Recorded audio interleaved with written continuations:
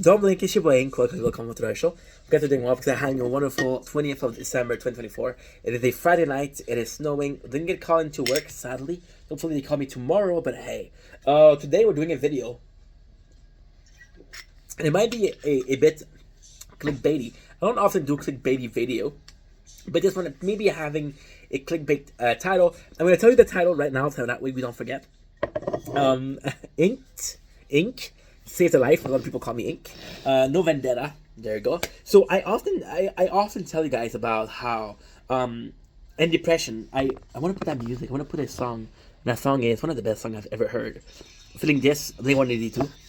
In case you didn't know, subconsciously speaking, possibly the band Blink. Don't blink, it's your boy Ink. Possibly has something to do with it. I don't know. Even when you find the nickname Ink, of course so a lot of people call me at work Ink, but I Signed Kill was one of my favorite bands, and it was called Ink by a lot of the fans. Subconsciously speaking, I often tell you guys how getting tattooed saved my life, right? But it's nuts because I tell you guys, I was in such pain. I was such an emotional pain that I constantly wanted to feel. Okay, so I guess the best way to start this video is by asking you, how was your day? How's your cat? Oh, that's nice. You had a promotion? That's amazing.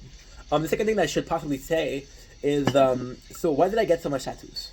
Right? Because you see me and you're seeing this one cool tatted dude. Okay, you're seeing this one cool tatted. You see me, you seeing this tatted dude? Okay, glad we can agree on tatted dude. You had to take out the cool. Couldn't give me the cool. Fuck. The reality is, at 22 years old, right? So the funniest thing is, I had at 18, one of my bros had a lot of tattoos. I was like, oh, I'm gonna get tattoos. This is the first reaction, the first reason why everyone wanted to get tattoo. It wasn't peer pressure, but I was like, oh, this guy is so fucking cool. My hairs are a fucking mess. I don't want to call it because of music and mental health, but holy shit. One of my friends had tattoos. I wanted to get tattoos, right? That was the first reason why. But if that was it, right, I would have not gotten as many tattoos, right?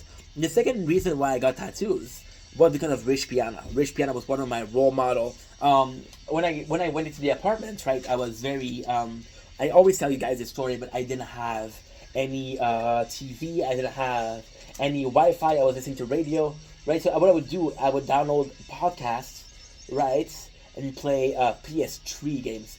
PS3 baby, and it was the shit. It was the life, you know. But then something even better came in, and something that's even better was the fact that we were able to download some YouTube videos.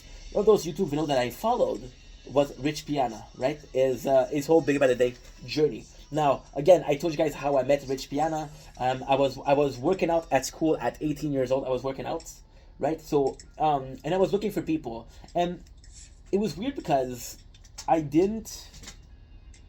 It was really weird because I didn't associate with bodybuilders. I'm like, oh, that takes a lot of discipline. That takes a lot of focus. That takes a lot of hard work. That wasn't for me. Rich Piana, I think it's because of that tattoo, but because of his more laid back attitude, because of his more less professional, if you will. He was swearing like a truck. He was swearing. He was himself. He would tell people "fuck you," and to me, I was like, okay, well, this is not professional. So I really related to that guy. And again, the tattoos were a part of it. But then it's funny because these two guys pushed me to have a tattoo each. So I got the 2 tattoos in the back, right? And I got a tattoo on the rib cage, which was Ronnie Radke, Jorgen Me Is You. So I was like, okay, I'm gonna get tattooed because I want to be like those 2 guys, right? But then when I realized, it was really painful, right? And surprise, motherfucker, I'm not a masochist. I may look like one, but I'm not one. So I was like, okay, well, there's a lot of. It's gonna be a crazy story. You guys are not gonna believe it. But this is really how it saved my life. It's one thing to say, hey, getting tattoos saved my life. It's one thing to say, hey, I need that physical pain to erase that emotional pain. That's completely entirely true. I'm not lying to you guys. I'm being honest. However, where I'm kind of failing behind a little bit is I didn't tell you guys why, and it was painful. And I was like, dude, you know what? I like getting tattoos, but I'm not I'm not in love with getting tattoos. I'm not in love with it. I like it, but I'm not in love with it. Now, there's a lot of things. There's a lot of things that pushed me to getting more tattoos. At 22, I did the Big Depression, and I remember the physical pain. And it's kind of weird because I was. This is we're gonna go deep. Just a trigger warning. I should have told you that in the beginning of the video. I'm sorry. I would go out. I was in the height of my depression, in the very big height of my depression. I was. I was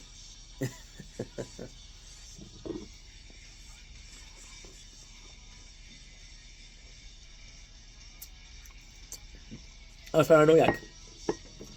I believe that everybody that was looking at me because they knew that something was wrong with me. Because of my depression, I felt like I was weird. I felt like I was in love. I felt like I was a pariah. I felt like like a black sheep. And I was like, people are looking at me. Now there's two possible reality. People were not looking at me, or people were looking at me because I fucking looked sad. And were like, what's wrong with this guy, you know? They weren't judging me.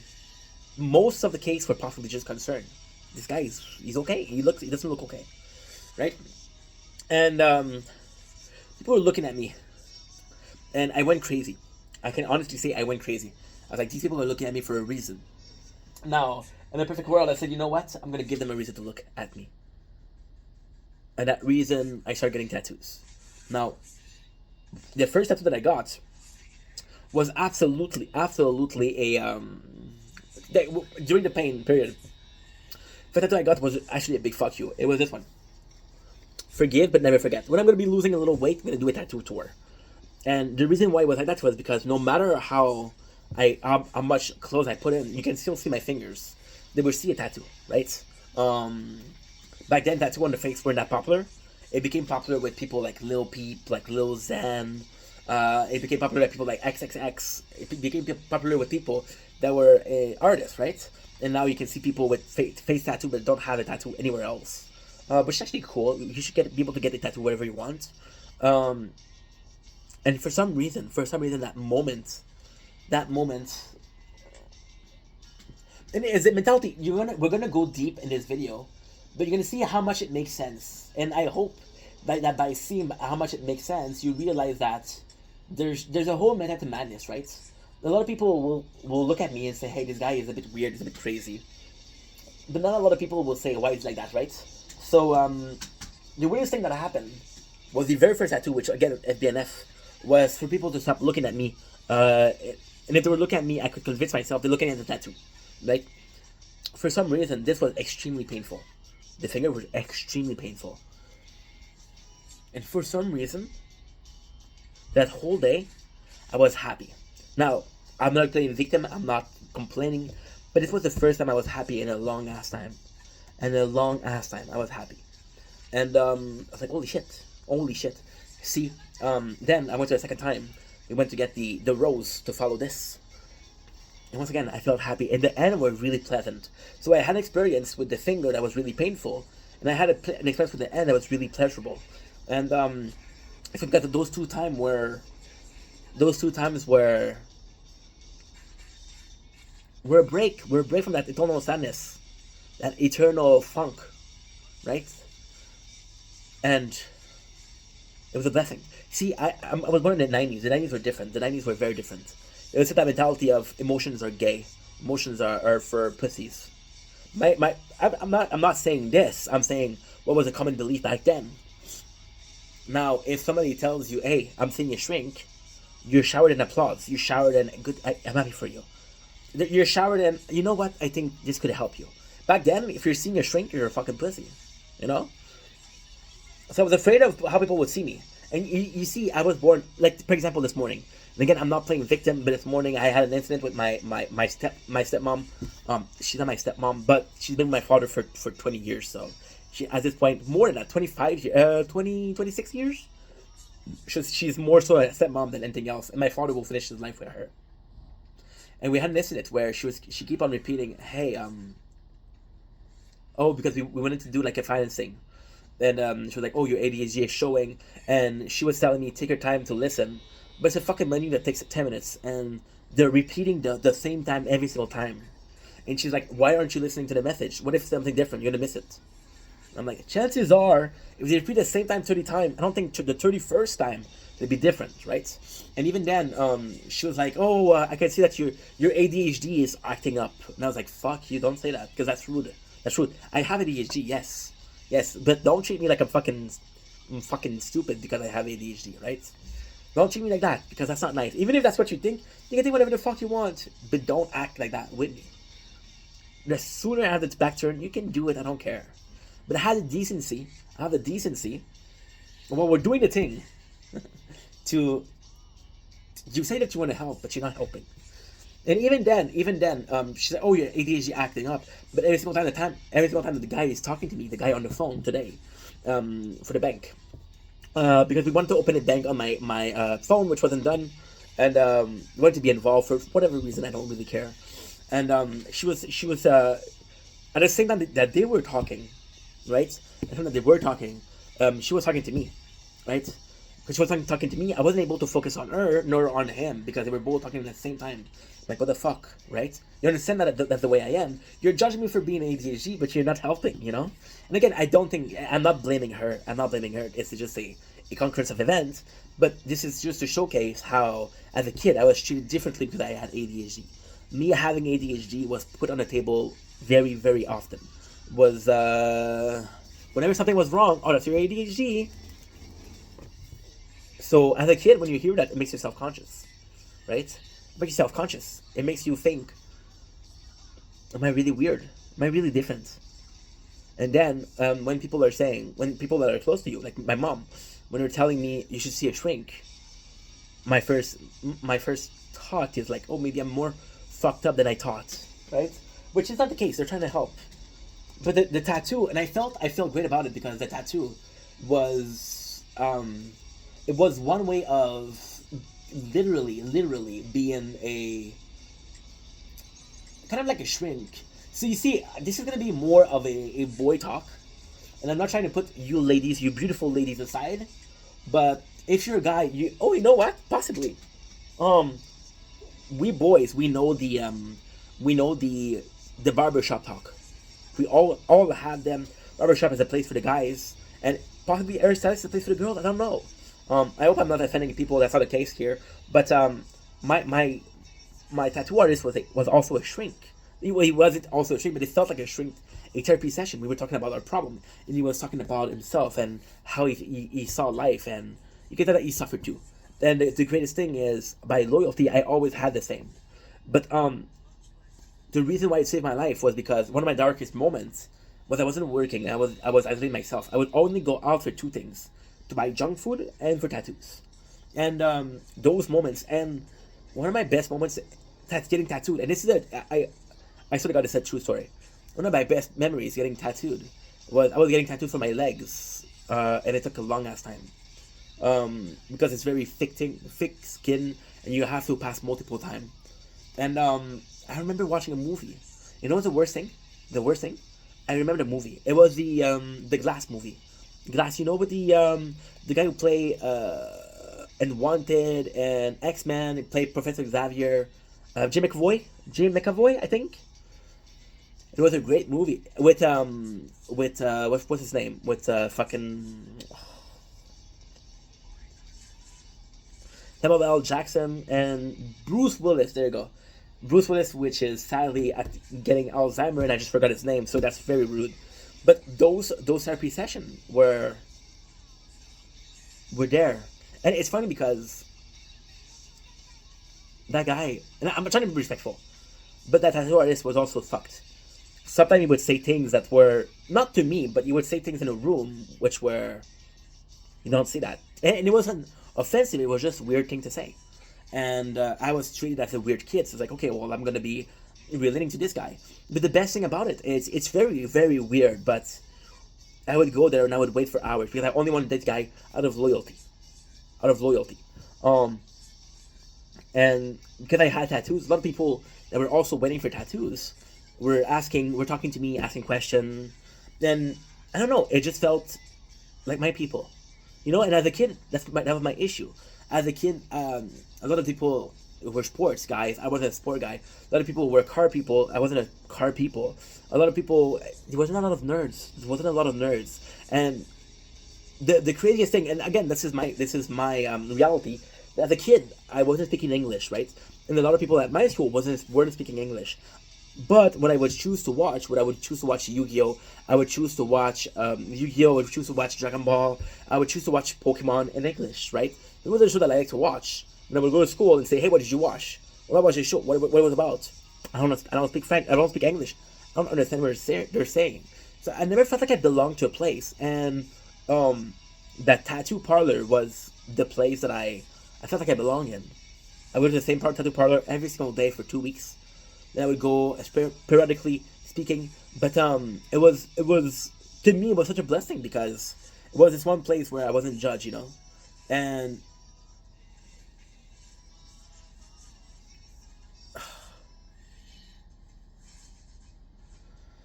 it's tough because I also think that imagine whenever you're at home, right? You're feeling this emotional pressure. You feel like you're in this jail. You're in this mental prison, right?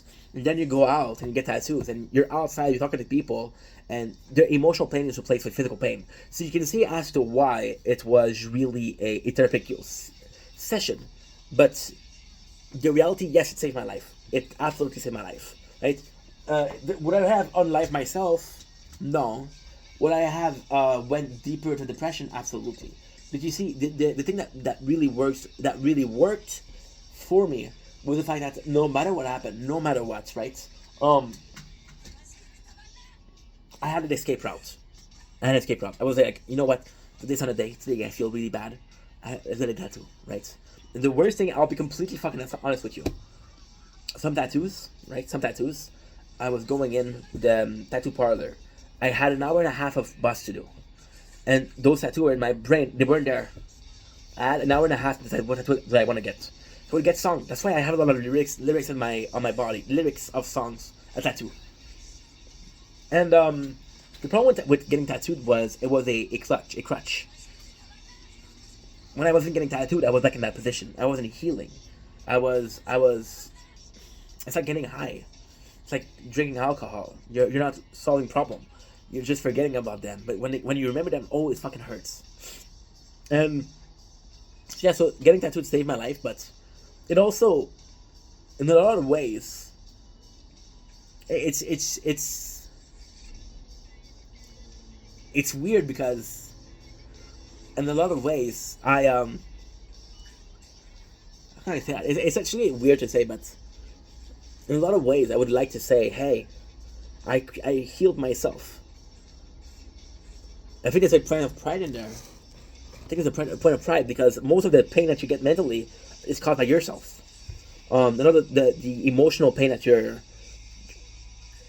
feeling is caused by two reasons. First reason is you're not able to control your emotion, and second reason is because those emotions are overwhelming, right? But the higher your tolerance for emotion, we're seeing bodybuilder, right? There was a test, and they were getting tasered. And it was able to resist. And the scientist was like, oh, well, they're more used to getting pain, so they're probably immune to pain. Emotional intelligence is that. Emotional intelligence is what should make me sad and what doesn't have to make me sad. And it's a blessing because I had a way out, but it's also a curse because I will never be able to say I healed myself. And the reason is, the reason why this is sad is because I think a month ago, I had a person that she watched a lot of my videos. I can't give her a shout out because I'm gonna tell her that she's depressed, but she watched a lot of my videos and she watched a video that I did about my depression and she's like, oh, I'm feeling the same way. How did you heal yourself? How can I cure myself? And I couldn't physically tell her go get a shit ton of tattoos. Go get a shit ton of tattoos. I couldn't do that because I know that this is not a proper way to heal. But then why it's so special is because yes, it saved my life. It absolutely did. But you would say, hey, this is, for example, if you want to lose weight, right? And you lost some weight, a lot of weight, and people are asking you, hey, how did you lose the weight? If you have a good way, you'll tell them. You'll share your secret, right? But if you get a liposuction when you did put in the work, you're not gonna say it. So I kind of tell her, hey, get a shit on the tattoos because I just can't. I just can't. But the reason why I can't tell her is because I believe it's not a proper reason. Is it because it's not a proper solution? Is it because I don't believe that this will help her? Is it because deep down I know this is not? I don't know. I don't know. But yeah, so this is how I save my life. Just imagine being in a tattoo parlor, talking to the person for 2 or 3 hours, watching a movie, watching music, knowing that it's far. See, at the height of my depression, I would see my father. But I couldn't talk to him about my problem because, again, mentality of old school, oh, emotions are for pussies. But even then, my father, bless him, right? My father lived very close to me. I would go in and out of his house. I would go for half an hour, 45 minutes. But to go there, it would take me 4 or 5 minutes. So I wasn't living this mental space. I wasn't living this mental prison. I wasn't changing atmosphere. And also, this is the house I grew up in. A lot of my trauma are from the house. So you're going back to the wolf den. And it wasn't something that would heal me. Now, I don't know, maybe. And it sucks because if you had like social activity, if I worked, it would have helped. It's easy in insight to say, oh, this would help. Oh, I should have done this. I should have done that. It's really easy, but oh, there's the moon. I didn't know the moon was there. It's really easy, but it's hard to say. You know what? This is what I had. This is what I did, and this is helping. I think the biggest reason why I couldn't say to that friend, get her shit on a tattoo, is because if it doesn't help her, then she's marked for life. My body, I don't care. I love my tattoos. Some of them I like, some of them I adore, but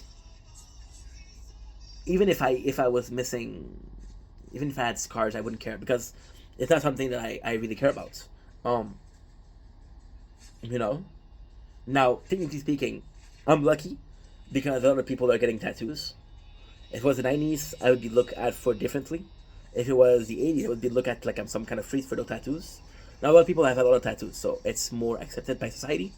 But still, it's a risk. It's a risk. Am I telling you to get tattoos to heal? No. Imagine if people are getting tattoos because of that. Yeah. Anyway, I love you guys. Take it easy. Peace.